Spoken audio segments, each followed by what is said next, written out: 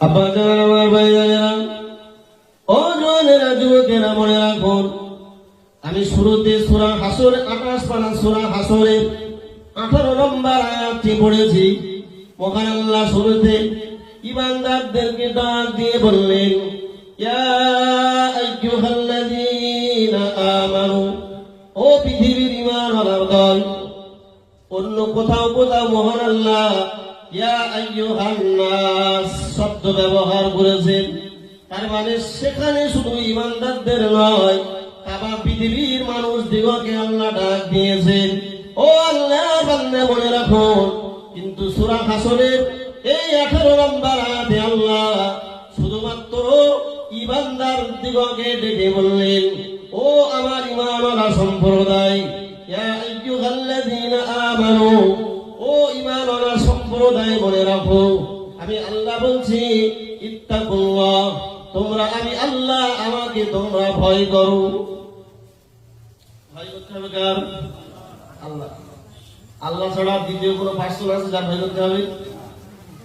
আব্বা জান, আমার ভাইজানেরা, ও জওয়ানেরা, যুবকেরা, মনে রাখুন, আরে 1 নম্বরে মহান আল্লাহ ডেকে বললেন, ঈমানওয়ালারা যারা পড়ে নিয়েছো লা ইলাহা ইল্লাল্লাহ মুহাম্মাদুর রাসূলুল্লাহ, যারা পড়ে নিয়েছো আল্লাহ এক, আল্লাহ ছাড়া কোনো ইলাহা নাই, কোনো রব নাই, আর মুহাম্মাদুর রাসূলুল্লাহ ওই আল্লাহ পাকের প্রেরিত পয়গম্বর নবী, এই কথার প্রতি যারা বিশ্বাস এনেছো, কবরের প্রতি যারা বিশ্বাস এনেছো, আখিরাতের প্রতি যারা বিশ্বাস গ্রহণ করেছো, হাসরের প্রতি, আখিরাতের প্রতি, জান্নাত জাহান্নামের প্রতি যারা বিশ্বাস রেখেছো, ও ঈমানওয়ালার দল, মনে রাখো, আমি 1 নম্বরে তোমাদেরকে জানিয়ে দিলাম, ইত্তাকুল্লাহ, আমি আল্লাহ, আমাকেই তোমাদের ভয় করা লাগবে।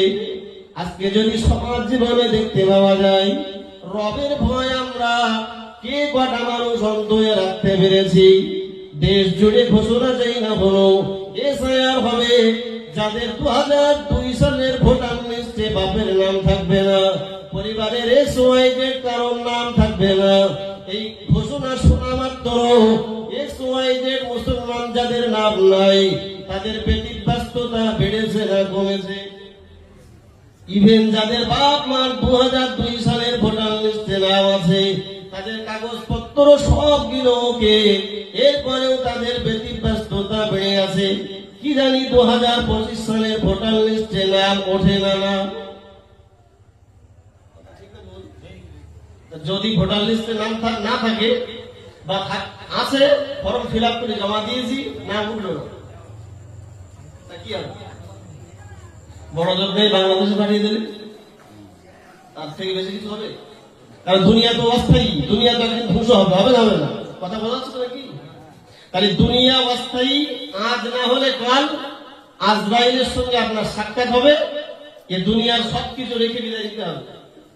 তো সেখানে টিকে থাকার জন্য কদিন থাকবো তার কোনো গ্যারান্টি? 2 দিন হতে পারে, আবার 1 সপ্তাহ হতে পারে, আবার 1 বছর হতে পারে, সর্বোচ্চ একদিন না একদিন বিদায় নিতেই হবে।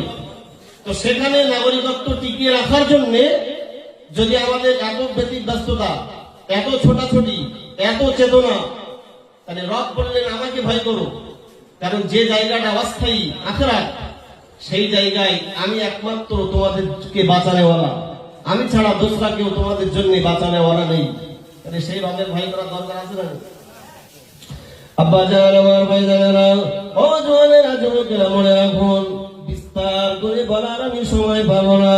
পরের অংশে মহান আল্লাহ জানিয়েছেন, 1 নম্বরে যেমন আমাকে ভয় করবে, ও ঈমানওয়ালার দল, ওয়ালতানজুর নাফসুম মা কদ্দামাত লিগাদ।